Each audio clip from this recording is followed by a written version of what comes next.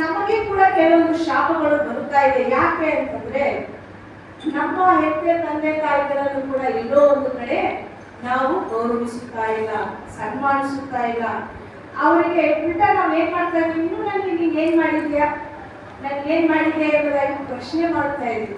ಆದ್ರೆ ಅವರು ನಮ್ಮನ್ನು ಎತ್ತಿದೇ ದೊಡ್ಡದು, ನಮ್ಮನ್ನು ಸಾಕಿರೋದೇ ದೊಡ್ಡದು, ನಮ್ಮನ್ನು ಕಳಿಸಿರೋದೇ ದೊಡ್ಡದು, ನಮ್ಮನ್ನು ಉನ್ನತ ಸ್ಥಾಯಿಗೆ ನಿಲ್ಲಿಸಿರೋದೇ ದೊಡ್ಡದು.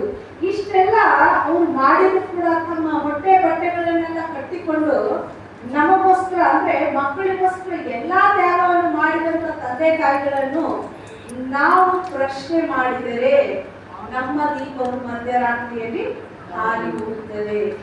ಎಂದಿಗೂ ನಾವು ಪ್ರಶ್ನೆ ಮಾಡುವಷ್ಟು ದೊಡ್ಡವರು ನಾವಲ್ಲ. ಯಾಕಂದ್ರೆ ತಂದೆನೇ, ತಾಯಿನೇ, ಮಕ್ಕಳೇ.